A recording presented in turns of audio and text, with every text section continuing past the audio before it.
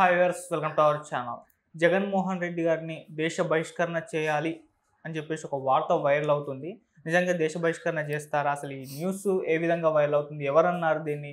మరి దేశ బహిష్కరణ చేయాలంటే అసలు ఎటువంటి కండిషన్స్లో చేస్తారు? సో ఇప్పుడు ఇదే అంశం మీద డిస్కస్ చేయడానికి ప్రజెంట్ మనతో పాటు జర్నలిస్ట్ చరణ్ పరిమి గారు ఉన్నారు. వారితో ఒకసారి మాట్లాడదాం. హాయ్ అన్న. హాయ్. సో జగన్మోహన్ రెడ్డి గారిని అయితే దేశ బహిష్కరణ చేయాలి అని ఒక స్టేట్మెంట్ ఇచ్చారు టీడీపీ లీడర్స్.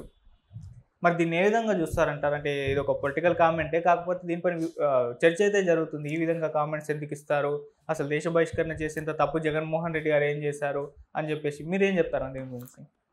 ఈ కామెంట్ టీడీపీ వైపు నుంచి బలంగా వస్తున్న మాట. అంటే ఆయన ఏదో తప్పు చేశాడు, ఆయన్ని బహిష్కరించాల్సిందే అన్నట్లుగా కొన్ని వార్తలు అయితే వస్తున్నాయి.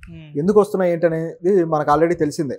ఈ ఏదైతే తిరుపతి లడ్డు విషయం ఉందో, ఈ విషయాన్ని రోజు రోజుకి దాన్ని చినిపి చాటంత చేశారనమాట. ఇంకా ఇది అవుతూనే ఉంటుంది. ఎప్పుడైతే నిన్న కూడా మనం మాట్లాడుకున్నాం, ఆ తిరుమల పర్యటన జగన్ రద్దు చేసుకున్నాక ఇది ఇంతటితో ఆగేది కాదు, ఇంకా పెరుగుతుంది, పెద్ద వివాదం అవుతుందని నేను నిన్న చెప్పడం జరిగింది, నువ్వు ఆల్రెడీ అడిగినప్పుడు. అది అనుకున్నట్టుగానే అయింది. మనం ఏదైతే ఊహించామో అదే అయింది. ఈ పర్యటన రద్దు అనేది జగన్ వాళ్ళ మీద నెపం నెట్టేశాడు, ప్రభుత్వం మీద. అంటే ప్రభుత్వం నాకు నోటీసులు ఇచ్చింది, మీరు రావడానికి వీల్లేదని నోటీసులు ఇచ్చింది, కాబట్టే నేను ఆగిపోయాను అని చెప్పేసి ఆయన అన్నాడు. కానీ డిక్లరేషన్ ఇవ్వాలి, మరి దానికి డిక్లరేషన్ ఫామ్ ఏమన్నా పూర్తి చేసి ఆయన చూపించాడా? చూపించలేదు. సో దీన్ని బట్టి జగన్ మాటల్లోనే కొద్దిగా తేడా ఉందనేది ఇక్కడ గమనించాల్సిన విషయం. ఆ నోటీస్ ఇచ్చాను అని చెప్తే సరే, నోటీస్ అయితే ఇచ్చారు, ఆ నోటీస్ అన్న చూపించాడా? చూపించలేదు. పోనీ డిక్లరేషన్ నేను చేశాను అయినా నన్ను రానివ్వలేదు అని డిక్లరేషన్ ఏమన్నా ఫామ్ చూపించాడా? అది చూపించలేదు. ఏమీ చూపించకుండానే ఈ వ్యాఖ్యలు అయితే చేశాడు.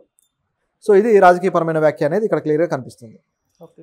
సో ఇలా ఉంటే ఇప్పుడు వచ్చేసి దానికి ప్రభుత్వం నుంచి విమర్శలు. ఎందుకంటే ఇప్పుడు ఆయన వ్యాఖ్యల్లో ఏది కూడా ప్రూఫ్తో లేదు కాబట్టి దాన్ని కరెక్ట్గా పట్టుకున్నారు వీళ్ళు. ఎటువంటి అవకాశం జగన్కి ఇవ్వలేదు. ఇక చంద్రబాబు గారు ఇంకా వ్యంగ్యంగా మాట్లాడుతూ, మేము నోటీసులు ఇచ్చామా, ఏది చూపించు అన్నారు. ఈయన ఏం చూపిస్తాడు? ఉంటే కదా చూపించడానికి, నోటీసులు ఇవ్వలేదని క్లియర్ అక్కడ. రెండోది వచ్చేసి హోమ్ మినిస్టర్ అనిత గారు, ఆవిడ ఈ వ్యాఖ్యలు చేశారు, దేశ బహిష్కరణ వ్యాఖ్యలు.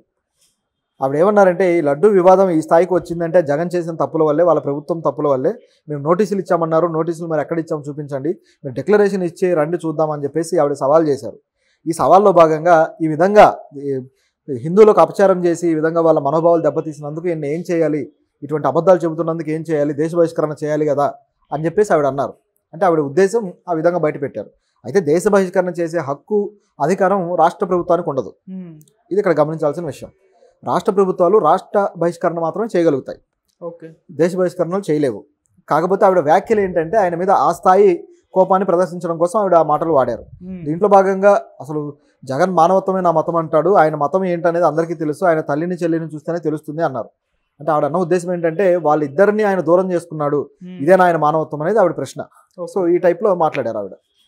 అయితే ఇక్కడ జగన్ డిక్లరేషన్లో తన మతం పేరు చేర్చాల్సి వస్తుంది కాబట్టి ఆగిపోయాడు, దాన్ని కవర్ చేయడానికే మానవత్వం నా మతం అన్న పదం తీసుకొచ్చాడు అనేది ఇక్కడ కనిపిస్తున్న వాస్తవం. ఓకే.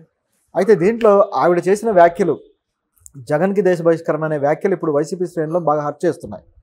సో వాళ్ళు తిరిగి కౌంటర్ వేయడానికి ప్రయత్నిస్తూ వస్తున్నారు అనమాట. ఇందులో నిజానికైతే ఇటువంటి జరుగుతాయా అంటే జరిగాయి, మన దేశంలో జరిగాయి, అలాగే తెలుగు రాష్ట్రాల్లో జరిగాయి. గతంలో కత్తి మహేష్ గారు ప్రభుత్వాన్ని విమర్శిస్తున్నారో లేకపోతే వేరే కొన్ని హేతుబద్ధమైన ఆలోచనలతో విమర్శలు చేసినప్పుడు ఆయన ఏం చేశారంటే, తెలంగాణ ప్రభుత్వమే కేసీఆర్ గారు ఉన్నప్పుడు ఆయన్ని నగర బహిష్కరణ చేశారు. నగర బహిష్కరణ చేసి ఏం చేశారు, నగర బహిష్కరణ కూడా రాష్ట్ర బహిష్కరణలాగా తయారైంది. అది తీసుకెళ్లి విజయవాడలో వదిలిపెట్టారు. మీరు మళ్ళీ ఆ బహిష్కరణ అయిపోయేంత వరకు రావద్దు అని చెప్పేసి 100 రోజులో 110 రోజులో బహిష్కరించడం జరిగింది. ఆ తర్వాత ఆయన మళ్ళీ ఇక్కడికి అడుగుపెట్టాడు, హైదరాబాద్కి, కత్తి మహేష్ గారు. అంటే ప్రభుత్వాలు ప్రశ్నల్ని తట్టుకోలేక అసలు భరించలేని పరిస్థితికి వచ్చిన పరిస్థితుల్లో ఇలాంటివి చేస్తుంటారు. ఇది గమనించాల్సిన విషయం. అంటే ఆ కేసులో అయితే అదే జరిగింది. ఓకే. అంటే అధికారం ఉన్నప్పుడు మనం ఏమైనా చేయొచ్చు అనుకునే వాళ్ళు ఈ పద్ధతుల్లో వెళ్తారనమాట. ప్రజాస్వామ్య దేశంలో అసలు బహిష్కరణలు ఏంటి? నిజానికైతే అటువంటివి ఉండవు, మరీ సంఘ విద్రోహ శక్తిగా ఉంటే తప్ప. కానీ ప్రభుత్వాన్ని క్వశ్చన్ చేస్తే బహిష్కరణలు అనేవి ఫూలిష్నెస్. ఇటువంటివి జాతీయ స్థాయిలో కూడా గమనిస్తే ఒక నాయకుడు, ఒక మత నాయకుడు ఒక ఛానల్లో మాట్లాడుతూ ఉండేవాడు అనమాట. అతను కొన్ని వ్యాఖ్యలు చేశాడు, మతానికి సంబంధించి కొన్ని వ్యాఖ్యలు చేశాడు. ఆయన బాగా పాపులర్ అనమాట, ఒక ప్రీస్ట్ లాగా ఒక మంచి పాపులర్ ఒక మతానికి సంబంధించి. వ్యాఖ్యలు చేసిన తర్వాత పోలీసులు కేసులు నమోదు చేస్తే అతను ఇండియా నుంచి వెళ్ళిపోయి బంగ్లాదేశ్ అలాగే టర్కీ ఇటువంటి కంట్రీస్లో తలదాచుకున్నాడు. ఇప్పటికీ కూడా తిరిగి రాలేదు. వస్తే అతను అరెస్ట్ చేస్తారని. ఇది ఒక రకమైన తనకు తాను విధించుకున్న బహిష్కరణ లాంటిది. ఇటువంటి సంఘటనలు మన దేశంలో చాలానే ఉన్నాయి.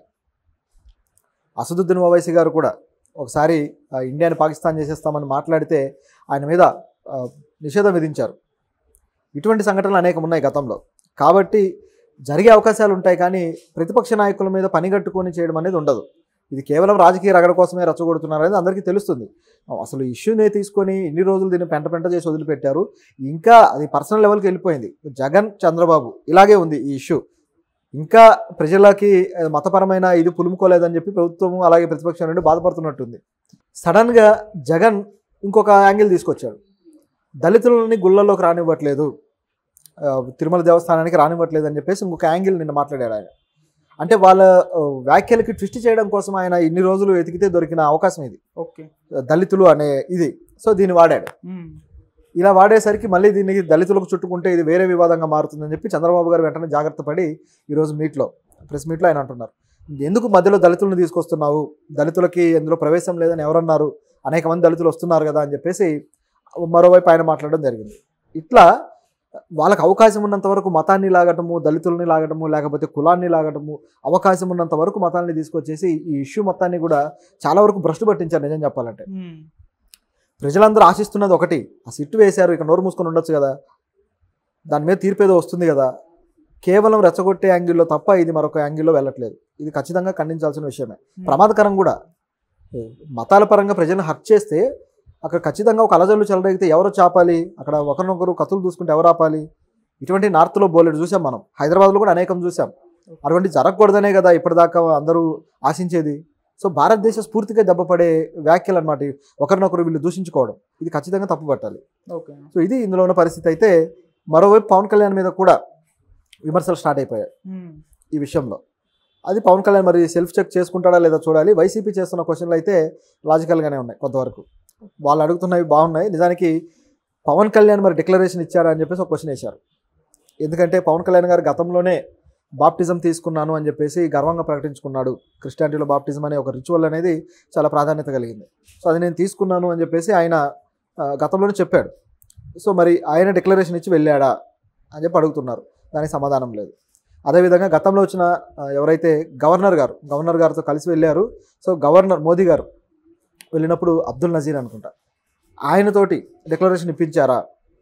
దాంతోపాటు అబ్దుల్ కలాం గారు వెళ్ళారు, ఆయనతోటి ఇప్పించారా? సో వీళ్ళందరితో ఇప్పించకుండా సడన్గా ఇప్పుడు జగన్ మాత్రమే ఎందుకు డిక్లరేషన్ ఇవ్వాలి అనేది వీళ్ళు చేస్తున్న ప్రశ్న. సరే, రూల్ అనేది ఒకటి ఉంది, అప్పుడు అమలు పరచలేదు, వాళ్ళు అధికారంలో ఉన్నారు కాబట్టి, ఈయన అధికారంలో లేడు కాబట్టి అమలు పరుస్తున్నారు. అమలు పరిచే రూల్ విషయంలో సమస్య ఏంటి? మీరు పాటించవచ్చు కదా, రూల్ ఈజ్ రూల్. సో పాటించడం తప్పేం లేదు. ఇలా అయితే దీంట్లో పవన్ కళ్యాణ్ మీద వచ్చిన క్వశ్చన్ బాగా ఆసక్తికరంగా ఉంది. అదేంటంటే ఇదే ఆయన మతానికి సంబంధించి, ఆయన వైఫ్కి సంబంధించి ఆ క్రిస్టియానిటీ అని చెప్పేసి అది తీసుకొచ్చారు. ఇదంతా కూడా ఒక యాంగిల్. అయితే మనం గమనిస్తే ఇంకోటి కూడా ఉంది. సనాతన ధర్మానికి నేను ప్రతినిధిని, లేకపోతే మేము ధర్మాన్ని కాపాడుకుంటాం, ధర్మం కోసం చచ్చిపోతానన్న పవన్ కళ్యాణ్ గారు ఆయన రెండో కొడుకు పెట్టిన పేరు, ఆ పేరు అనేది మీరు చూడండి ఒకసారి, మార్క్ శంకర్ పవనోవిచ్. చూస్తే వీళ్ళ మొత్తం అందరి పేర్లు చూస్తే నాకు ఆశ్చర్యంగా అనిపించింది. అఖిరానందన్ వచ్చేసి ఒక జపనీస్ డైరెక్టర్ పేరు నుంచి తీసుకొని పెట్టాడు, అది ఓకే, ఆయన అభిమానం. అకిరా కురోసావా పేరు నుంచి పెట్టాడు. అలాగే ఈ ఎవరైతే ఈ రష్యన్ వైఫ్కి కలిగారో అన్నా లెజ్నోవా గారికి, ఈ పిల్లలిద్దరికీ కూడా పెట్టిన పేర్లు పోలినా ఒకటి, రెండోది వచ్చేసి మార్క్ శంకర్ పవనోవిచ్. ఈ పేర్లను గమనిస్తే ఆయన సనాతన ధర్మం ఏంటనేది అర్థమవుద్ది. ఇక్కడ మార్క్ అనే పేరే క్రిస్టియానిటీకి సంబంధించిన పేరు. నిజానికి బైబిల్ చాప్టర్స్ రాసిన వాళ్ళు ఆయన కూడా ఒకరు. సో ఈ పేరును మరి కొడుకు ఎందుకు పెట్టారు? వాళ్ళు చర్చికి వెళ్తారు, అది కూడా తెలుసు. మరి ఏది ఆయన సనాతన ధర్మం? ఆయన పెట్టిన పేరే కదా, తనకైతే తన పేరు పెట్టుకోడుగా. సో మరి ఇవన్నీ కూడా తీస్తే తన కుటుంబం విషయంలో అనేక సార్లు తానే రకరకాల మాటలు మాట్లాడుతూ వచ్చాడు. కాసేపు ఏమో ధర్మాన్ని పాటించామంటారు, కాసేపు ఏమో పాటించలేదు, కులాలు కాదు మతాలు కాదు అంటాడు, కాసేపు ఏమో రాజకీయ నాయకులు ఈ మతాలను రెచ్చగొడుతూ వస్తున్నారంటాడు. ఇట్లా రకరకాలుగా ఆయనే మాట్లాడతాడు. చివరికి చూస్తే తన కుటుంబంలోనే ఈ విధంగా ఉంది. ఇది చెక్ చేసుకోవాలి. ఊరికే ప్రజల మీద ఏదో రకంగా వ్యాఖ్యలు చేసి అసలు ఎందుకు మైక్ దొరికితే మాట్లాడడమేనా? అవసరమా ఈ టాపిక్ మీద మాట్లాడడం? అవసరమే లేదు. నిజం మాట్లాడితే పని ఏం చేయాలో చేసుకుంటూ వెళ్ళిపోతే సరిపోద్ది. ప్రజలకు సంబంధించి అనేక పనులు ఉన్నాయి, అవన్నీ వదిలినకి